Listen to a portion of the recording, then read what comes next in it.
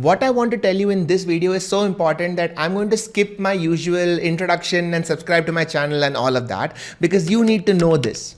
You know how when you're trying to work and you suddenly pick up your phone for some reason, and before you know it, 1 hour has gone by and you're just scrolling and your mind is all messed up.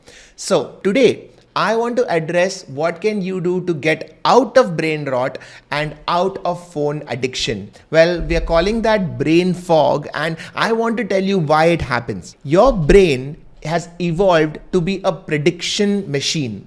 At every second of the day, your brain is constantly trying to predict what can give it maximum dopamine, what can give it maximum joy or pleasure or excitement, versus how much effort does it have to put in to get that joy. Okay, so you are constantly calculating whether reading this book will give me more joy, or going for a workout will give me more joy, or lifting the phone will give me more joy. And when I say joy, I mean dopamine kick. So imagine in this world, your brain is constantly calculating the outcome versus effort.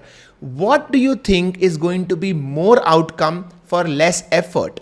Will it be going for a workout where you have to work really hard for an hour and then you will get that endorphin? Would it be talking to a friend where sometimes you're feeling good but sometimes you might be bored? Or is it picking up your phone where all it takes is one swipe up and you are already into Instagram or Twitter and you are getting dopamine kicks just like that? No wonder your brain constantly decides that this is the right way to go. So I have made a video before on brain rot and how it can come from constant scrolling, and you can go watch that. But today, I want to address what can you do to get out of brain rot and out of phone addiction. There are mainly 5 things to do, and I'm going to use this equation that I described. So the way to get out of phone addiction is to increase the effort.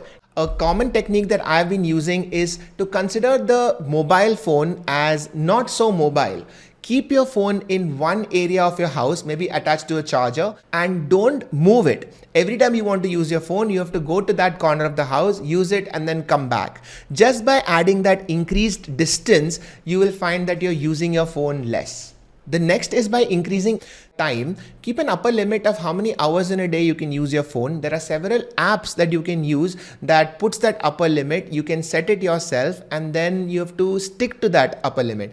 What this does is, suppose if you have 3 hours, you can now start rationing that time between what is really important to you versus what you are doing just like that. Third is a practical hack that I have started using way too recently. In fact, I think I should have been doing it for a much longer time, which is switch off your phone. I know this sounds extreme. Why would you switch off your phone? Sometimes even the thought of your phone running out of battery can give people anxiety. But it was not that long ago when none of us had phones. And once you start doing that, say even spending half an hour or 1 hour with your phone switched off, you will realize that it's not the end of the world.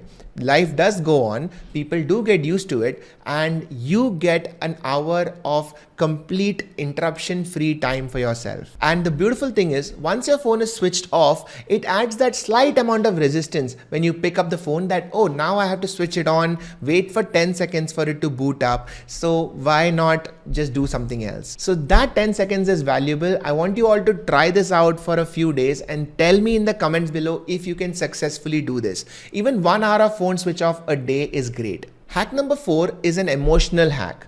I want you to think of all the times when scrolling has brought about some negative thing in your life. Maybe headache, maybe your body felt stiff, maybe you just felt really tired after scrolling for a few hours. I want you to take that feeling and I want you to apply that feeling to the phone. Put the blame where it belongs. So if you hear some negative news on Instagram, don't blame the news, blame the phone. If you develop a sort of emotional aversion to the phone and think of the phone as the reason why you are feeling that brain rot, you will find that you want to pick it up less and less.